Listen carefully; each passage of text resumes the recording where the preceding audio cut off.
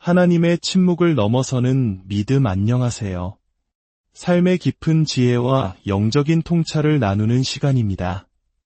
오늘 우리는 성경 속 한 여인의 이야기를 통해 인생에서 가장 고통스럽고 외로운 순간, 바로 하나님께서 침묵하시는 것처럼 느껴질 때 어떻게 그 시간을 건너갈 수 있는지에 대한 깊은 울림을 함께 나누고자 합니다. 혹시 그런 경험이 있으신가요? 간절히 부르짖으며 기도했지만 아무런 응답도, 작은 속삭임조차 들려오지 않는 것 같은 텅 빈 시간. 마치 끝없는 어둠 속에 홀로 남겨진 듯한 막막함. 많은 이들이 이러한 영적인 침묵 앞에서 좌절하고 믿음을 잃기도 합니다. 하지만 오늘 우리가 만날 이야기는 그 침묵이 끝이 아니라 더 큰 믿음으로 나아가는 과정이며 가장 놀라운 기적의 서막이 될 수 있음을 보여줍니다. 본격적인 이야기에 앞서 만약 오늘 이 메시지가 여러분의 마음에 와 닿는다면 조용히 좋아요를 눌러 마음을 표현해 주시고 이 말씀이 필요한 다른 이들에게 닿을 수 있도록 공유를 통해 은혜를 나눠주시길 부탁드립니다. 여러분의 구독은 우리가 이 믿음의 여정을 함께 걸어가는 따뜻한 동행의 표시가 될 것입니다. 이 채널을 통해 여러분의 삶에 하나님의 크신 평안과 축복이 가득하기를 소망합니다. 자, 이제 마태복음 15장으로 시간여행을 떠나보겠습니다. 예수님께서 제자들과 함께 이스라엘 땅을 벗어나 이방인의 땅인 두로와 시돈 지방으로 가셨을 때의 일입니다. 그곳은 유대인들에게 낯설고 이질적인 공간이었죠. 바로 그때 한 가나안 여인이 예수님께 다가와 애타게 소리치기 시작했습니다. 주님, 다윗의 자손이여, 저를 불쌍히 여겨 주십시오. 제 딸이 악한 영에 들려 몹시 고통받고 있습니다. 어머니의 절박한 외침이었습니다. 자신의 모든 것을 내던진 처절한 부르짖음이었죠. 딸의 고통이 곧 자신의 고통이었기에 그녀는 체면도 주변의 시선도 아랑곳하지 않고 오직 예수님만을 향해 소리쳤습니다. 하지만 성경은 놀라운 사실을 기록합니다. 예수님께서는 한마디도 대답하지 않으셨습니다. 완전한 침묵. 어머니의 애끓는 마음과 고통받는 딸의 신음소리가 공기 중에 흩어지는 동안 구원자는 그저 침묵하고 계셨습니다. 이 침묵이 얼마나 길게 느껴졌을까요? 1분, 10분, 어쩌면 그녀에게는 영원과도 같은 시간이었을 겁니다. 보다 못한 제자들이 예수님께 나아와 말합니다. 저 여인이 우리 뒤에서 계속 소리를 지르니 그만 돌려보내시는 것이 좋겠습니다. 제자들의 눈에는 그저 귀찮고 성가신 존재로 보였던 것이죠. 그제야 예수님께서 입을 여셨습니다. 하지만 그 말씀은 여인에게 희망이 아닌 더 큰 절망의 벽처럼 느껴졌을지도 모릅니다. 나는 이스라엘 집에 잃어버린 양들 외에는 다른 데로 보냄을 받지 아니하였노라. 이것은 명백한 거절이었습니다. 당신은 내가 도울 대상이 아니라는 차가운 선언이었습니다. 지리적, 민족적, 종교적 장벽이 그녀와 예수님 사이에 놓여 있음을 확인시켜주는 말이었습니다. 그러나 여인은 포기하지 않았습니다. 그녀는 예수님 앞에 엎드려 절하며 더욱 간절히 매달렸습니다. 주님, 저를 도와주십시오.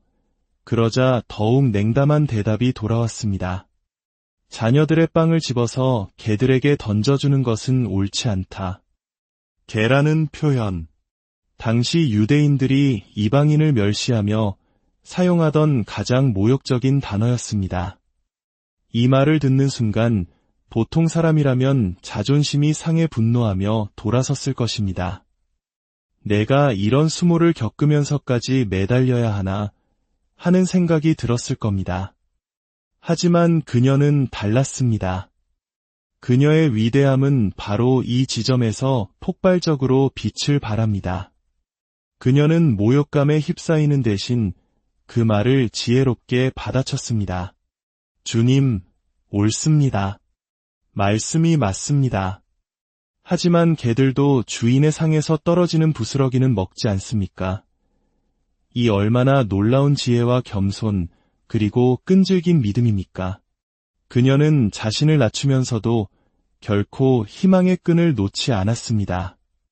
자존심보다 딸의 치유가 더 중요했고, 거절의 말 속에서도 기회의 문을 찾아냈습니다. 저는 주인의 상에 차려진 온전한 빵을 받을 자격이 없는 이방인, 개와 같은 존재일지 모릅니다. 하지만 주인의 상에서 떨어지는 그 작은 부스러기 은혜만으로도 제 딸은 충분히 나을 수 있습니다. 라는 위대한 믿음의 고백이었습니다. 그 순간 길고 길었던 침묵과 시험은 끝이 났습니다. 예수님께서는 감탄하며 말씀하셨습니다. 여자여, 내 믿음이 크구나. 내 소원대로 될 것이다. 성경은 기록합니다. 바로 그 시각에 그녀의 딸이 깨끗하게 나았습니다. 어머니가 예수님과 대화하고 있던 그 순간 수십 킬로미터 떨어진 집에 있던 딸에게서 악한 영이 떠나간 것입니다. 이 이야기는 우리에게 깊은 질문을 던집니다. 왜 하나님은 때때로 침묵하시는가? 우리는 종종 우리의 고통이 크면 클수록, 문제가 심각하면 심각할수록 하나님께서 즉시 움직이실 것이라 기대합니다. 우리는 하나님 앞에 우리의 상처와 눈물, 억울함을 늘어놓으며 동정심에 호소합니다. 하나님, 제가 얼마나 힘든지 아십니까? 이토록 끔찍한 상황인데 왜 아무것도 하지 않으십니까? 하지만 오늘 이야기는 하나님께서 우리의 고통의 크기에 따라 움직이시는 분이 아님을 보여줍니다. 왜일까요? 그분 자신이 바로 고통받는 구원자이시기 때문입니다. 인류의 모든 죄와 고통을 짊어지고 십자가에 못 박히신 분 앞에서 우리가 겪는 고난을 전시하며 그분을 움직이려 하는 것은 어쩌면 무의미한 일일지 모릅니다. 그렇다면 무엇이 하나님을 움직이게 할까요? 바로 믿음입니다. 예수님은 여인의 고통의 크기가 아니라 그녀의 믿음의 크기에 감탄하셨고 응답하셨습니다. 우리의 상황이 얼마나 절망적인가가 아니라 그 절망 속에서도 하나님을 얼마나 신뢰하는가가 기적의 열쇠인 것입니다.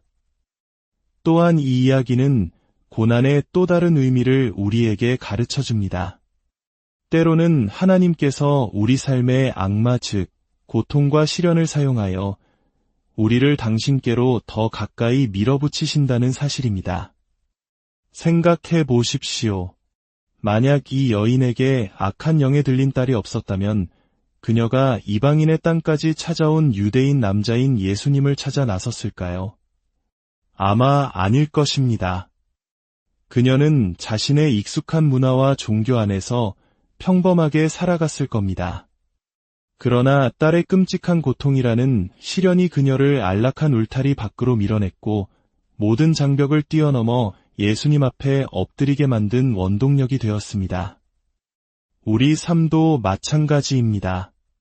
때로는 직장에서의 실패, 관계의 깨어짐, 재정적인 어려움, 건강의 문제가 오히려 우리를 교만과 나태함에서 깨어나게 하고 무릎 꿇고 진심으로 하나님을 찾게 만드는 축복의 통로가 되기도 합니다. 사탄은 우리를 넘어뜨리기 위해 시련을 가져오지만 하나님은 바로 그 시련을 사용하여 우리를 당신의 품으로 이끄십니다. 성경의 역사를 되돌아보면 하나님의 침묵은 낯선 일이 아닙니다. 창세기 1장을 보면 하나님께서 빛이 있으라 말씀하시기 전 땅은 혼돈하고 공허하며 흑암이 깊음 위에 있었습니다. 그 어둡고 차가운 침묵의 시간이 얼마나 길었을지 우리는 알 수 없습니다.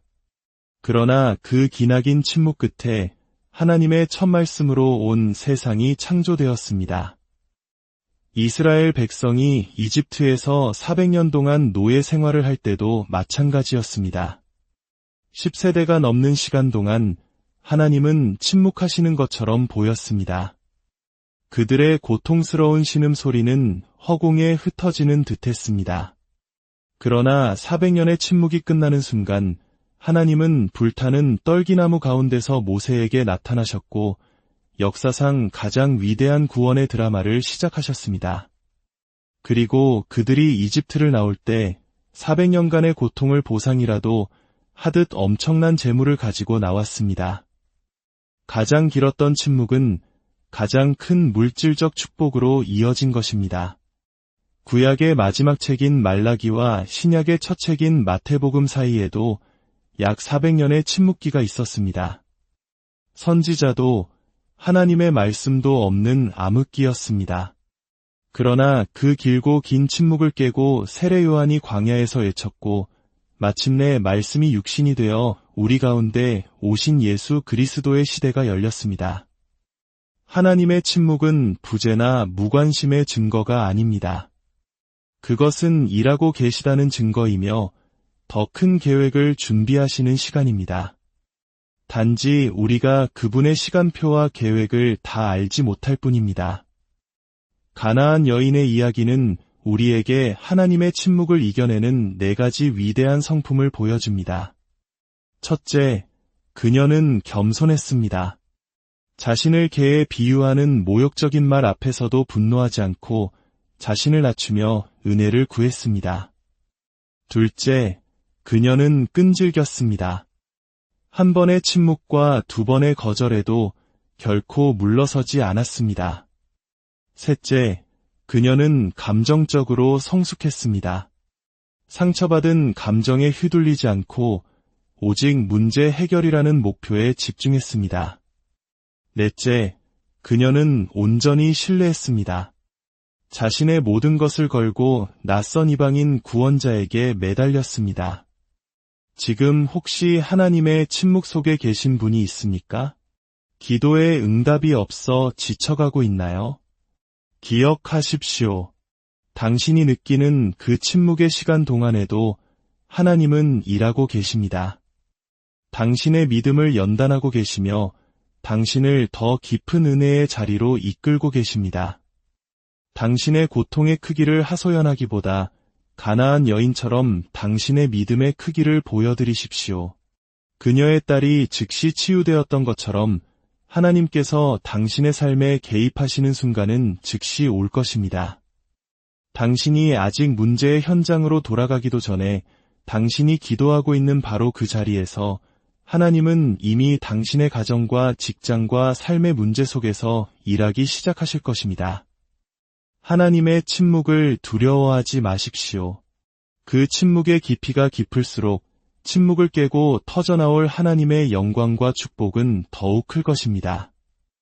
이 말씀을 듣는 모든 분들의 삶 속에 길었던 침묵의 시간이 끝나고 하나님의 놀라운 응답과 기적이 임하기를 간절히 기도합니다. 여러분의 믿음이 어떠한 상황 속에서도 흔들리지 않는 견고한 믿음이 되기를 축복합니다. 오늘도 귀한 시간을 내어주셔서 감사합니다. 여러분의 믿음의 여정에 늘 하나님의 은혜와 평강이 함께